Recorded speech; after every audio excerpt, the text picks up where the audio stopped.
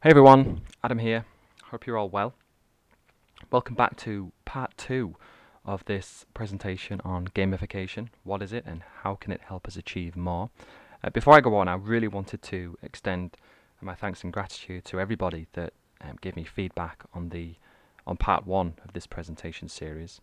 Whether you tweeted me, sent me an email, or retweeted the link to the presentation itself. I really do appreciate that. I wasn't expecting that. It was quite humbling, some of the feedback that I received, but I just wanted to extend my thanks and say that was really appreciated. Definitely makes the job worthwhile. But yeah, thank you very much. That was really nice of everybody that did that. So today we're going to be taking a look at the why of gamification. We touched on this briefly in part 1, but we'll go in a little bit more detail on why we at Ovum feel gamification is gaining so much enterprise interest and enterprise traction. And then we'll finish off by taking a brief look at the history of gamification, the recent history of gamification. I'm not going to go right back to the late 70s, early 80s, the true history of gamification as we now know it, but more so the recent history, because it helped bring a little bit of context to what we're talking about today. So the why. Why is gamification gaining so much enterprise interest and enterprise traction? Well, fundamentally, and there's a few reasons, but the primary reason we at Ovum feel that it's gaining so much interest revolves around engagement, and therein lack of engagement within the enterprise. This first slide kind of shows and brings that into some context about how much or how costly it can be not having an engaged workforce.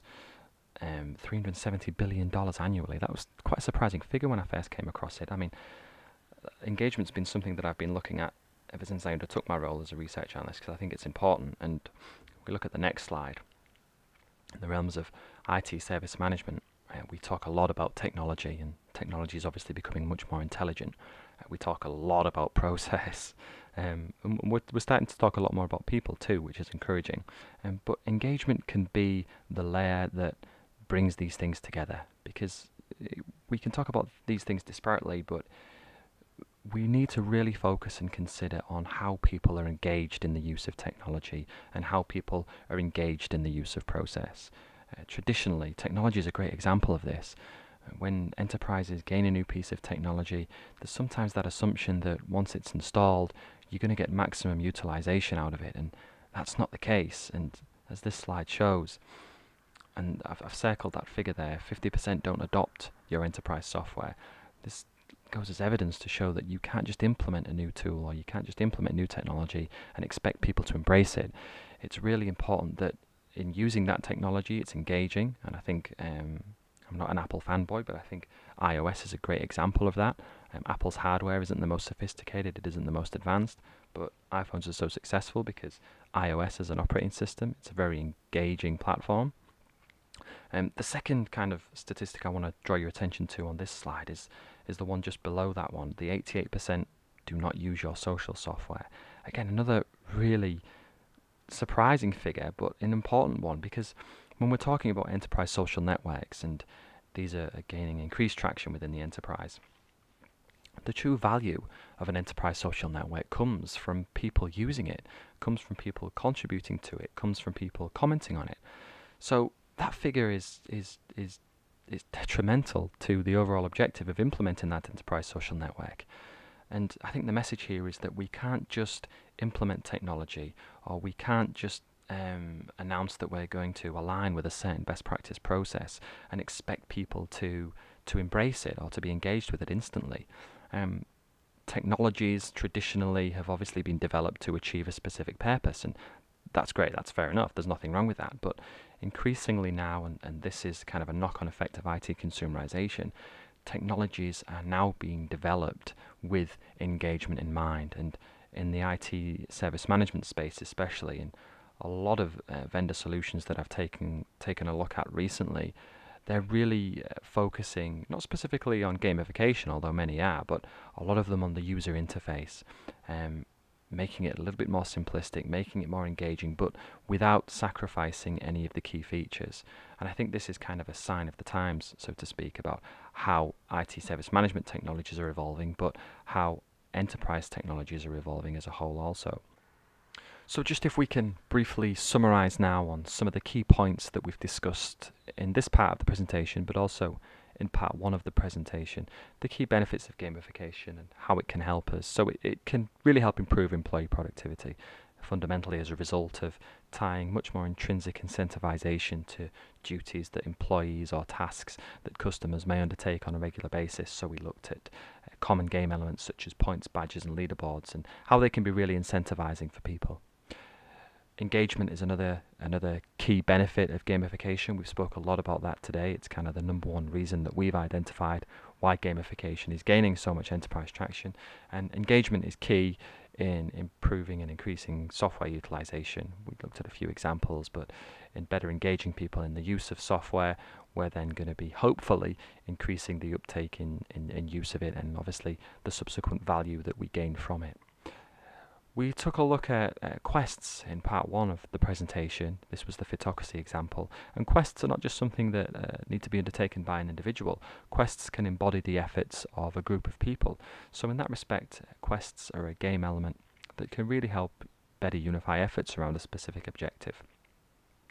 And feedback, for me personally, feedback loops are one of the big positives of gamification. Traditionally, within many enterprises, especially for employees, feedback may only be something that they gain every 4 to 6 weeks. With a game mechanic such as a leaderboard, we can ensure that employees are gaining much more regular and relative feedback upon their immediate performance. They're then able to manage their behaviours accordingly. So feedback is a huge benefit of gamification. Okay, the history of gamification. The first kind of use of the word gamification that we're aware of came in 2003 from a Nick Pelling on his consultancy website. Although the practices that embody gamification have been around for a lot longer, this is kind of the first time that the use of the word gamification came about, as far as we know, was in 2003. From 2003 to 2010, gamification was labelled differently to as it is now, and we can see 2 examples here: funware and pleasure marketing. It was kind of angled more so towards marketing and sales departments, and we started to see some gamification vendors become founded. Bunchball in 2005, and then Badgeville shortly thereafter, that offered behavioural platforms that used what we now know as gamification. In 2010, the word gamification became kind of communally accepted as a word to describe and summarise all of the practices that pre that time had already existed. And I say the word accepted quite loosely because there is still many people within the community and external to the gamification community that don't really feel that gamification as a word truly embodies all of the benefits that we associate with it. And as an analyst, it's probably not great for me to say, but I'm kind of on the fence with this one. I think I'm veering more towards the camp of not loving the word gamification. That really stems from a lot of the conversations I've had around it this year.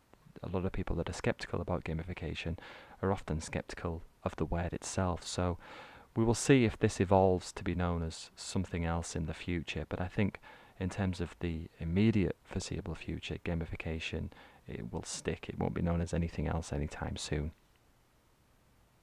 In early 2011, the first ever gamification summit was held, and this was a great event held over in the States that really helped broaden the exposure of gamification and expose to a lot of enterprises how gamification could help them with the engagement gaps within their individual organizations.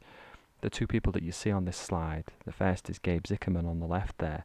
Gabe's got some great books out. He's often referred to as the godfather of gamification, but he's got some great publications out there. You can download them on Amazon. And one of them, especially from a design perspective, is a really good read.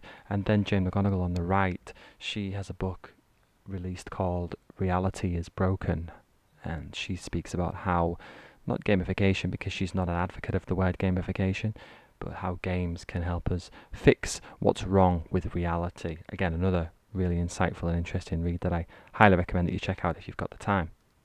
Looking at 2012 and beyond, the gamification vendor landscape is much more broad now than just the Bunchballs and the Badgevilles of this world who we looked at earlier on. There are now many other vendors out there that offer gamified platforms and behavioral platforms to help enterprises bridge that engagement gap and those engagement issues within their organizations.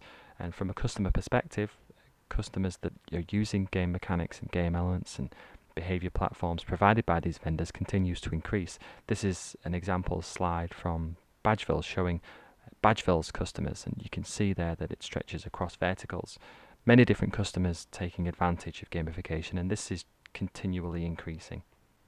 In August of 2012, Coursera, which is an online learning platform, released the first ever formal gamification educational program.